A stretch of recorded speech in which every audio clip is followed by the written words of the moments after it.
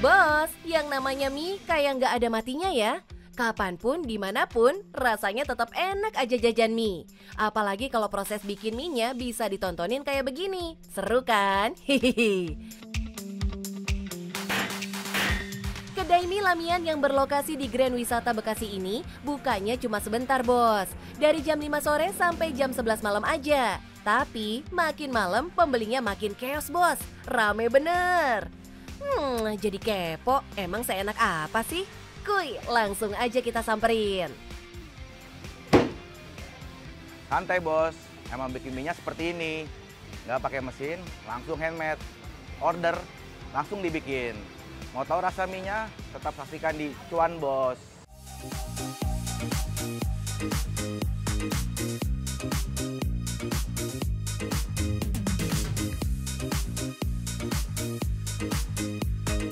Ini dia bos, Mas Frans, yang ngide banget bikin mie Lamian gerobakan di kawasan Bekasi dan Cibubur. Mas Frans turun tangan langsung loh melayani gelombang pembeli yang datang. Tapi nih bos, faktanya Mas Frans tuh nggak ada background pebisnis sama sekali di sepanjang karirnya. Tapi karena passionnya yang kuat banget di bidang masak-memasak, di tahun 2023 kemarin, ia pun memutuskan untuk resign dari kantor lamanya dan fokus menjalankan bisnis kulinernya. Wah, keluar dari zona nyaman ya mas? Kita startup baru 6 bulan. Jadi baru tahun 2023 yang lalu, memang kebenaran tadi saya pekerja. Saya memang bukan pebisnis, saya pekerja. Tapi saya ingin usaha, dan kenapa usaha itu saya pilih mie? Karena memang yang pertama saya hobi makan mie. Dan juga saya sering jalan-jalan ke luar negeri, dan memang konsep itu semua orang doyan mie. Wah, cocok nih. Apalagi hobinya emang jalan-jalan dan makan-makan. Pas banget kalau buka bisnis kuliner. Nah, ngomong-ngomong soal gagal dalam bisnis, di awal ngerintis usaha mie-nya ini, Mas Frans sempat salah konsep dan strategi, bos. Iya, beneran. Bahkan mobil kesayangannya sampai melayang. Waduh, kok agak ngeri ya? Saya buka pertama mie tour ini ada di Tangerang, di Serpong. Itu kita bikin konsep food court. Saking semangatnya saya untuk berbisnis. Bagaimana perjuangannya, semua tabungan saya korek, semua saya keluarkan, semua, dan juga keluarga mendukung. Tetapi ternyata bisnis tidak jalan. Untuk modal dan pengorbanan mungkin 2 mobil hilang. Tuh bos, untung aja Mas Frans langsung satset beresin flow-nya. Alhasil 2 cabangnya ini masih bisa diselamatin deh. Kalau ngelihat yang pada makan selahap ini, jadi penasaran gak sih gimana cara bikinnya? Hihi, skuy bos. Nah, si masnya banting-banting adonan bukan berarti lagi marah-marah ya bos. Tapi emang kayak begini cara bikinnya, biar si adonan jadi lebih padat. Abis itu tinggal ditarik, dipelintir, ditarik lagi, dilipat, terakhir dipotong sesuai ukuran deh. Emang agak PR ya bos kalau bukan ahlinya mah. Hihihi. Kerennya nih bos, mie ini dibikin fresh setiap hari. Nggak pakai bahan pengawet sama sekali. Jadi bikin sehari buat habis di hari yang sama. Nggak ada tuh simpen-simpen mie sampai berhari-hari. Bikin kuah kaldunya juga nggak asal-asalan bos. Dijamin tanpa MSG. Plus 100% dari bumbu dapur racikan sendiri. Jadi si kecil bisa ikutan mamam deh. Toppingnya juga nggak kalah jempolan nih bos. Ada rasa manis gurih dari ayam, bebek, dan dagingnya dimasak sendiri dadakan sesuai orderan. Resep ini saya bikin adalah sesuai konsep. Resep kaki 5 yang semua orang suka dan bisa masuk di semua kalangan dan target pasar yang saya tuju. Maka kita bisa dari menu kita, itu ada beberapa menu yang kita bikin khusus untuk anak muda, untuk orang tua, dan anak kecil bisa makan. Seperti cheese itu memang kita bikin untuk target pasar kita adalah anak kecil. Salut nggak tuh bos? Modal ngoprek resep setahun, Mas Frans bisa bikin rata-rata 300 orang mabuk kebayang kekenyangan mie Lamian buatannya. Menyala ya bos? Kalau semua diproduksi handmade alias bikin sendiri, harganya jadi sangat rasional. Nggak kena markup di mana-mana. Paling murahnya di harga 15.000 dan paling mahal cuma 30 ribuan aja. Dun. Yang aku makan super beef jumbo. Jadi kenyang banget, terus mie-nya kenyal. Terus saya lihat di sini buatan sendiri. Jadi beda ya sama yang lain-lain. Waduh, waduh, waduh. Beneran nembak all segmen nih Mas Frans. Keren Mas. Makanannya jelas enak, pelayanannya juga istimewa. Super satset pokoknya bos. Bayangin aja kalau antrian udah menggila begini. Bakal chaos deh kalau ada pegawai yang lelet. Makanya semua karyawan di sini kudu lulus training dulu sebelum diterjunkan melayani konsumen. Yang lambat dan kelemar-kelemer langsung bye. Sumpah deh Mas, jadi penasaran kita sama cuannya? Boleh spill dong. Kita masih startup ya, dan kita juga baru 3 bulan atau 4 bulan untuk usaha gerobak ini karena di awal kita gagal. Kalau untuk average 1 bulan itu omset kita masih di angka 60 sampai dengan 80. Impian saya, cita saya nggak muluk-muluk, saya hanya punya 10 outlet, target dengan omset 600 sampai 200 juta. Gemeter nggak tuh bos? Baru 3 bulan aja 80 juta masuk tiap bulannya bos. Ini sih lebih cerah dibanding gaji di perusahaan dulu ya mas. Duh, makin kesini mah ngiler gara-gara mie, ngiler juga lihat omsetnya. Jadi pengen ikutan punya bisnis. Hayu lah, yang udah gemas pengen ngejar Mas Frans, langsung aja pikirin ide bisnisnya yang unik dan menarik. Terus jangan lupa minta support sama keluarga. Dijamin bisnis bakal anti boncos. Cuan bos. Nah bos, gimana? Tertarik bikin bisnis receh ini? Yang penting niat bos. Dan bikin usaha semenarik mungkin biar bisnis makin cuan bos.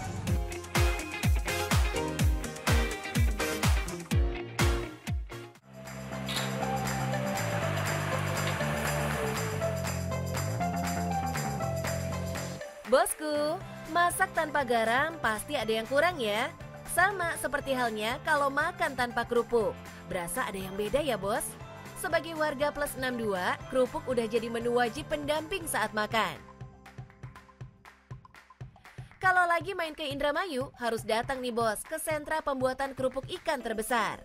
Tepatnya di Desa Kenanga, Kecamatan Sindang, Kabupaten Indramayu. Di sini hampir semua warganya membuat kerupuk ikan yang menjadi komoditas utama di desa ini. Biar nggak kuper, kenalin nih bos, juragan kerupuk dari Indramayu. Ibu Murni yang merupakan penerus kerajaan kerupuk dari Indramayu sejak tahun 1987. Dengar-dengar nih, omsetnya mencapai 0,5 M dan menjadi salah satu pabrik kerupuk terbesar di Indramayu. Halo bos, selamat datang di pabrik kerupuk terbesar di Indramayu. Mau tahu gimana cara kita meneruskan usaha ini? Tetap di Cuan Bos.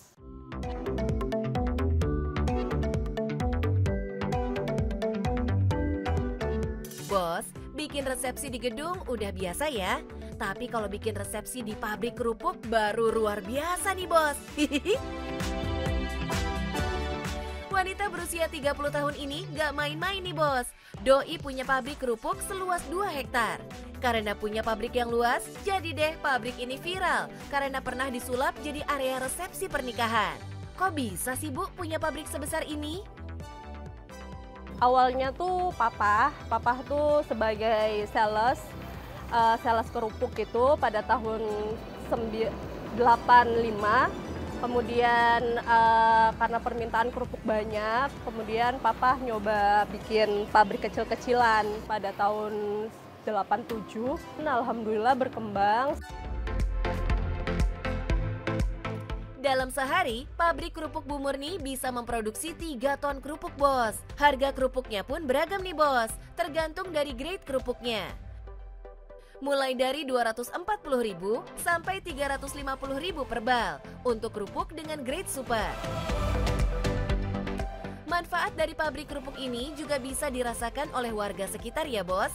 Untuk bisa memenuhi pesanan kerupuknya, Bu Murni memberdayakan ibu-ibu di sekitar pabriknya nih. Mantap! Karyawan sendiri tuh sekarang sekitar kurang lebih 100 orang gitu kan. Untuk pemberdayaan masyarakatnya itu ya kita tuh meng-hire ibu-ibu yang mungkin biasanya kayak cuman nganggur di rumah gitu. Nah kita tuh pekerjakan untuk menyusun kerupuk itu mas. Lumayan nih buat nambah-nambah uang dapur ya bu. Bos, sebagai generasi yang melanjutkan usaha keluarganya, Awalnya, Bu Murni sempat merasa kesulitan menjalankan bisnis kerupuknya ini, Bos. Karena kebetulan saya lulusan teknologi pangan, jadi sedikit kurangnya lah punya basic untuk mengetahui tentang pabrik dan lain-lain gitu. Bukan hanya meneruskan usaha keluarganya, Bu Murni dituntut harus beradaptasi dan berinovasi dengan permintaan dan kebutuhan yang selalu berubah mengikuti perkembangan zaman. Inovasi kerupuk ready to eat menjadi jawaban dari permintaan pasar yang dibuat oleh Bu Murni. Keren, Bu!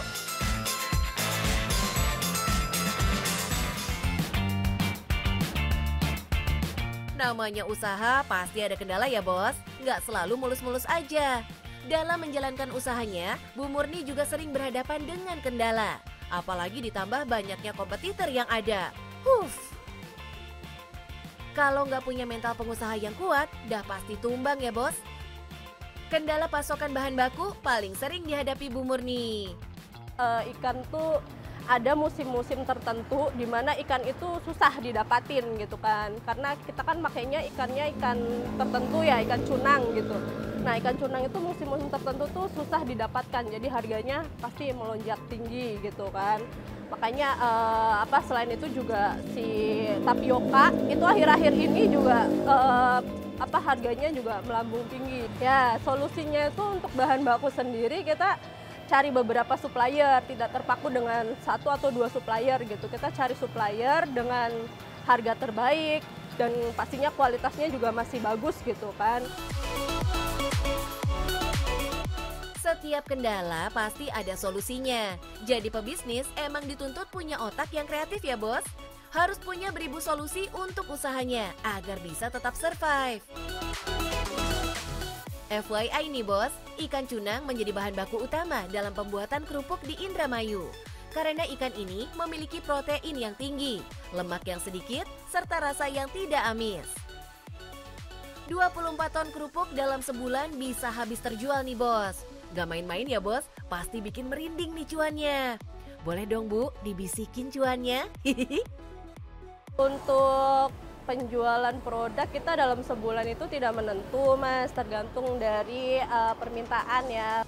Untuk omsetnya sekitar 500-600 juta lah per bulan. Gila. 1,5 miliar omset dari kerupuk per bulan masuk kantong Bu Murni nih, Bos. Bikin ngiler nih cuannya, Bos. Definisi bisnis receh tapi hasil nggak recehan nih, Bos. Eits, tapi ingat, Bos, banyak halang rintang dan cobaan untuk sampai di titik ini. Tapi Bu Murni nggak lelah untuk selalu beradaptasi. Jadi wajarlah sekarang sudah bisa memetik hasilnya. Kita juga ke depannya pingin pemasaran itu tidak hanya di Jawa, pinginnya kayak bisa keluar Jawa juga dan keluar negeri sih. Bos, kesuksesan itu hanya untuk orang yang berani dan tekun. Seringkali hambatan yang kita hadapi bisa menjadi peluang atau hadiah bagi kita. Kita hanya perlu bersikap tenang, gigih, dan berani menghadapi setiap tantangan dalam usaha. Tetap semangat untuk mengejar mimpi, Bos.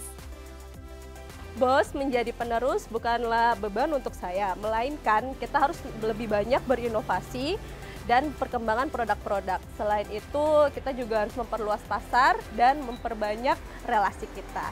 Yang penting, cuan, Bos!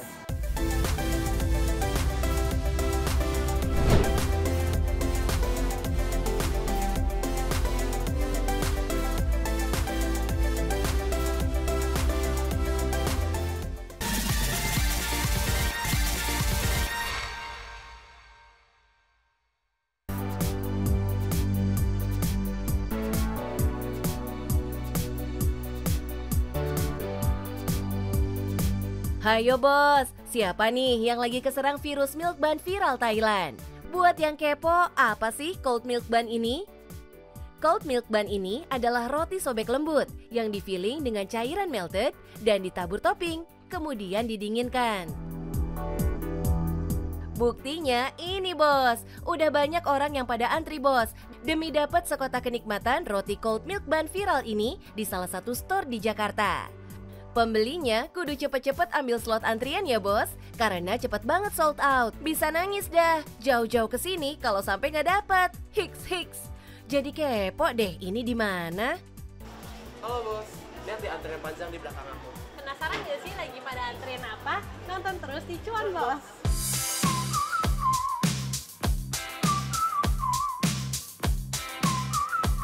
Emang ya bos, dunia kuliner nggak bisa mingkem. Ada aja yang viral dan bikin penasaran. Gara-gara ini, just tipper dari Thailand banyak bermunculan. Tapi harganya mehong manjalita. Per pieces bisa 150.000 sampai 200.000 rupiah. Daripada kantong menjerit, mending beli di Indonesia yang lebih murca ya bos. Bikinan Kak Fiona dan Mas James yang harganya cuma 70.000 rupiah aja bos. Kebetulan tuh kita punya beberapa koneksi sama influencer yang kita udah kenal deket lah, udah teman gitu dari dulu. Nah, mereka tuh ajakin, mau nggak sih? Ini kayaknya lagi ada milk bun yang viral nih di Thailand. Kira-kira sih kayaknya kalian cocok nih buat recreate this menu dari Thailand. Bisa nggak gitu? Oh bisa banget, kita coba aja kita recreate dulu nih menunya. Jadi ini recreate ya bos, alias kreasi milk bun sendiri. Jadi nggak niplek sama milk bun Thailand bos. Tapi banyak yang pada antusias pengen nyicipin. Intinya siap-siap nge-war aja bos pas belinya. Oh iya, pembelinya banyak juga datang dari luar kota bos. Ada dari Bandung, Surabaya, sampai Medan. Kita kepo aja sih, soalnya kan ada yang reviewnya banyak iya, gitu. Review banyak, sama ada yang lagi viral kan ya di Bangkok, tapi kan terlalu jauh jadi kita pengen cobain. Iya, Demi anak, ibu-ibu kan demi anak. Selagi viral, jauh-jauh ke Thailand, just tip lama. Jadi bela-belain ke sini dengan dana seada-adanya, random kita lagi jalan. Hehehe, ada aja ya Bu Neno, demi anak apapun dilakukan. Emang bener deh, cinta ibu sepanjang antrian milk bun. Hehehe, canda ya ibu. Jadi pinisirin, gimana sih milk bun ala Kak Fiona ini dibuat? Mari merapat. Karena emang basic milk bun ini roti sobek bos, jadi nggak susah ya buatnya. Cukup filling roti dengan flan melted, kemudian diolesi dengan whipped cream yang dingin. Jadi bos, milk bun viral adalah roti sobek lembut yang di-filling dengan cairan melted dan ditabur topping. Tapi Kak Fiona bikin kreasi sendiri dengan melapisi milk bunnya dengan whipped cream yang dingin. Biar punya gaya sendiri bos, mereka hadirin beberapa rasa yang nggak ada di milk bun viral manapun. Bos, di sini kita ada 3 varian. Kita ada milk, pistachio, dan mango coconut. Awalnya pas kita R&D kita ada 6 varian, tapi kita pilih 3 yang terbaik. Pas kita develop, kita juga pakainya light cream, bukan buttercream yang bisa bikin enak. Dan dengannya kita pakai light cream, pastinya bikin ketagihan ya bos. Ini dia salah satu pembedanya bos. Doi pakai light cream yang asli full susu sapi. Jadi nggak bikin enek kalau dimakan berkali-kali. Wah, kecintaan sweet tooth banget dah bos. Selain whipped cream yang jadi pembeda, tentu tekstur rotinya juga beda. Resep roti milk bun Kak Fiona lebih soft dan chewy bos. Perpaduan roti sobek yang lembut dan chewy dimakan dengan dinginnya whipped cream yang rasanya manis. Endulita banget, bikin nagih lagi dan lagi. Apalagi manisnya nggak bikin enak bos. Satu hari tante aku tuh request bikin dong roti sobek jadul gitu. Tapi di rumah saat itu aku cuman punya tepung Jepang. Ya aku lanjut aja aku bikin dengan bahan yang seadanya di rumah. Pas itu hasilnya udah keluar, loh kok roti sobeknya warnanya putih, bukan kayak roti sobek yang kita lihat lah di pasar atau di toko-toko lainnya gitu. Kita pas cobain, kok enak ya, tapi nggak yakin nih orang-orang bisa suka nggak ya gitu. Oh akhirnya coba kirim ke teman, kirim ke keluarga, dan feedbacknya semua cuma nanya kapan buka PO. Dari sinilah cikal bakal Mbak Fiona membuka toko roti milk bun miliknya sampai bisa viral. Hampir di semua cabang antriannya panjang bos. Kalau di total bisa laku lebih dari 500 pieces. Padahal baru buka sekitar 2 minggu lalu bos launching. Gitu, sales kita selalu bagus. Cuma dengan adanya produk ini, itu meningkatkan awareness kita ke produk yang lain juga gitu. Jadi yang dari salesnya sekian, kita udah naik hampir 4 kali lipat, 400% per harinya. Menyala ya bos? Kalau lihat omsetnya dalam 2 minggu ini, nyaris 500 miliar bos. Wow banget nih cuannya. Sungkem deh, grafik omset naik nih, syalut. Tentunya kenaikan omset bikin bisnis makin optimis dong ke depan. 3 tahun ke depan, kita bakal bikin grup. Jadi MadNut Group ini kita akan buka cabang satu di Bali dengan konsep yang berbeda. Kita juga rencana di 2025 kita mau buka cabang MadNut dengan 2 beda konsep lagi di Jakarta Selatan. Kita juga sekarang lagi proses untuk perpindahan dapur yang bisa 24 jam. Wah, kalau lihat bisnis plan-nya udah visioner banget nih bos. Udah ada visi dan tujuan yang mau dibuat di masa depan. Semangat deh buat Mas James dan Kak Fiona mewujudkan mimpinya. Halo bos, jadi kalian udah lihat ya cold milk buns kita sesoft dan chewy apa? Kita sebagai pembisnis harus punya keunikan sendiri. Yang penting cuan bos.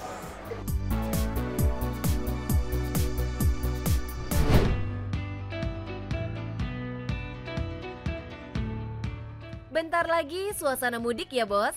Armada bepergian kudu disiapkan dong. Jangan cuma mau makainya aja, tapi nggak dirawat. Kalau nggak dirawat terus mogok di jalan, duh berabe banget ya. Makanya siapin mobilnya dari sekarang bos. Ada nih, dokter mobil yang siap menangani semua permasalahan permobilan bos-bos semua. Waduh, kenapa nih bro? Iya kok, tiba-tiba mobil mati nih kok. Tiba-tiba mati sendiri. Apa ini kok? Doi menjamin dirinya bisa memperbaiki mobil dengan minim komplain bos. Bengkel Doi jadi satu-satunya bengkel yang tersertifikasi nih bos dan udah punya 30 cabang. Kerennya lagi, Doi sampai bisa ekspansi ke Malaysia bos. Padahal modal awalnya dulu cuma 5 juta rupiah aja bos. Penasaran nggak bos sama usaha Doi? Kuis kenalan dulu. Halo, selamat datang di Dokter Mobil. Kita di Dokter Mobil selalu solving problem kamu. Kira-kira persiapan apa saja yang harus dilakukan untuk mudik? Tetap di Cuan Bos.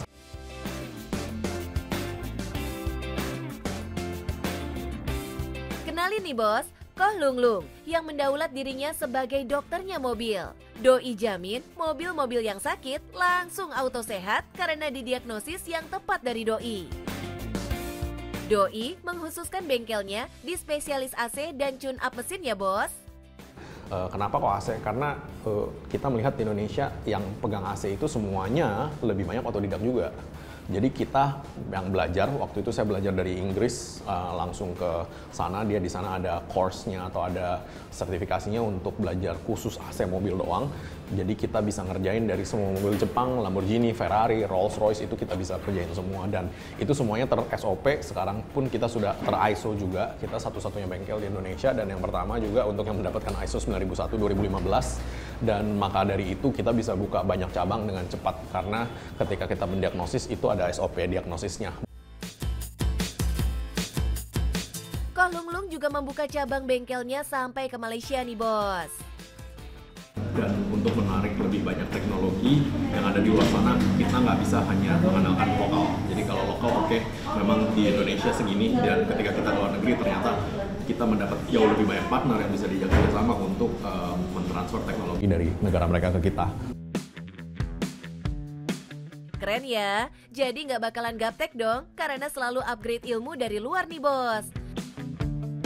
Selain otak-atik mesin, Koh Lung Lung juga bikin merek oli sendiri bos, yang menurut Doi cocok digunakan di Indonesia. Nah, problemnya adalah di Indonesia panas setiap hari, very humid, kemudian bensin dan solarnya kotor, jelek, sulfurnya tinggi, kemudian stop and go yang banyak macet. Nah, itu yang kita kasih tahu ke pabrik dan kita develop dengan pabrik, kita sesuaikan supaya oli ini tidak menguap dan oli ini jadinya tahan panasnya itu lebih tinggi. Cakep deh kalau bisa menjawab segala kebutuhan permobilan. Tapi pengen tahu dong Koh, apa aja sih yang wajib dipersiapkan untuk perjalanan mudik? Nah, kalau untuk kalian yang kepengen servis, AC itu penting banget ya, apalagi di Indonesia panasnya kayak begini. Jangan sampai AC lu rusak atau cepat rusak gara-gara lu nggak pernah maintenance, itu kayaknya bete banget, apalagi kalau lu lagi mudik.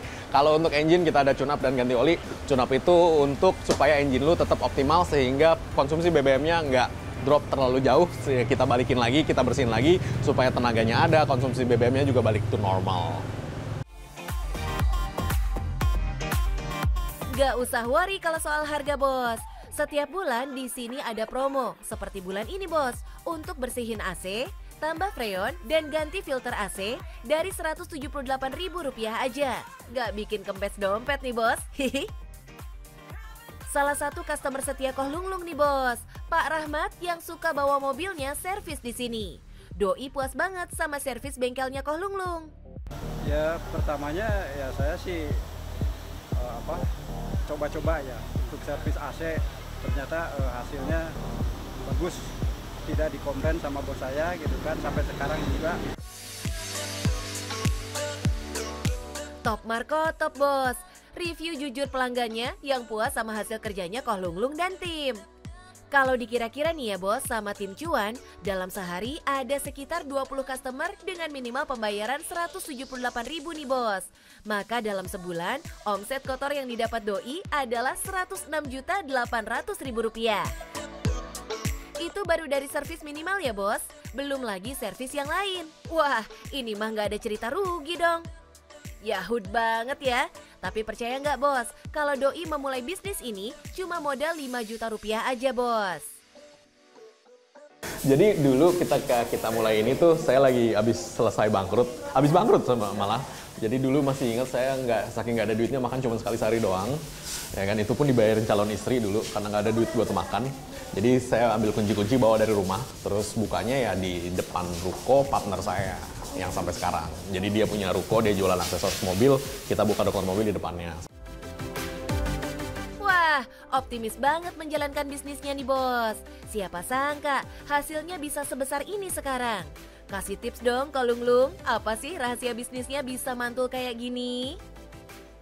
Kalau saya sih jujur ngomong aja, saya kurang mau berhutang karena saya dulu nggak jago finance. Jadi ketika saya nggak jago finance, saya udahlah nggak ada duitnya nggak apa-apa, yang penting ada duitnya beli bayar. Nah, dengan strategi beli bayar itu juga lah yang memperbesar margin, karena supplier lebih suka kalau kita bayar cash. Ketika kita bayar cash, mereka diskon lebih gede. Nah, uang itulah yang kita gunakan untuk putar lagi. Tapi, meskipun doi udah kelihatan mantap menjalankan bisnisnya, ada juga kok yang julid, Bos. Jadi dulu kita juga pernah diremehin oleh salah satu brand oli gede gitu kan. Pernah diremehin dan sering banget dikata-katain sama kompetitor lah ya dulu lah ya, bengkel-bengkel gede lainnya lah ya. Dimana ya kalau bagi saya sih itu jadi cambukan gitu loh. Dimana hari ini kita sudah dari sisi cabang mungkin sudah 6 kali lebih banyak dari mereka gitu kan. Dimana mereka yang sudah 20 tahun cuma punya 1-2, kita dalam 8 tahun punya 30. Ini mau 31 kayaknya bentar lagi. Namanya usaha pasti ada yang julid. Intinya tetap fokus ya, Kohlunglung. Jangan didengarkan omongan orang yang suka meremehkan. Semangat kok! Nah, udah tahu kan kalau yang namanya membuka bisnis itu harus step by step, kemudian harus juga dipantengin satu-satu dan nggak bisa langsung gede, semuanya butuh proses. Tapi segala sesuatunya itu yang penting struggle.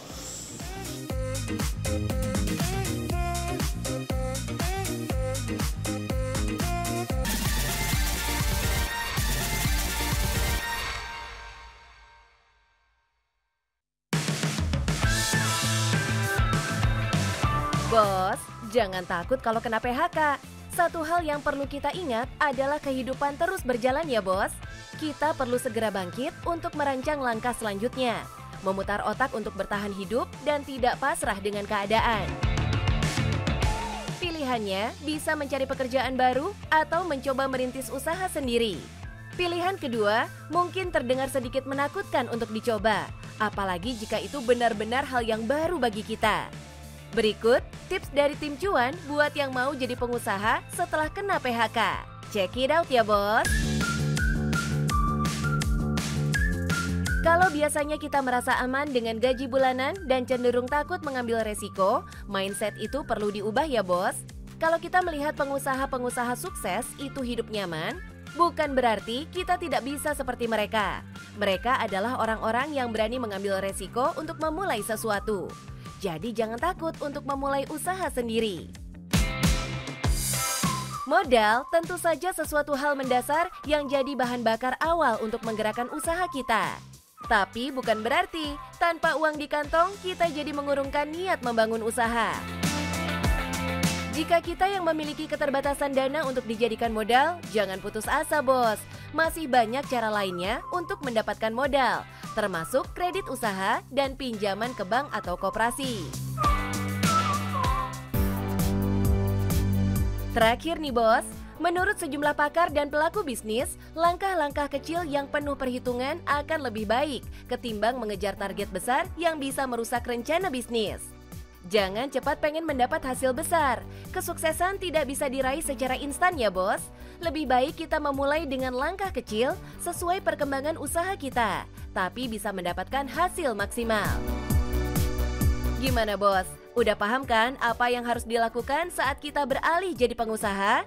Dengan tekad yang kuat, pasti bisa untuk jadi seorang pengusaha dan bisa menghasilkan cuan, bos.